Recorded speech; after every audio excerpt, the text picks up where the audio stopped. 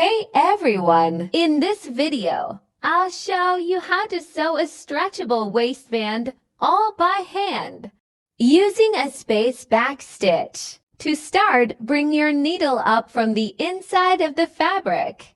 Take a small stitch forward.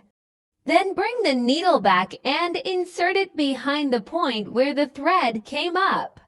This is the back part of the back stitch. Leave a little space between each forward stitch. This creates that space in the space back stitch. You need to repeat this all the way around the waistband, keeping your stitches even and neat. For demonstration purposes, I used a light colored thread so you can easily see how the stitch is made. And since I am truly mending the waistband of my pants, I did not stitch the whole length of the waistband using this thread. After getting a few stitches, I switched to a black thread.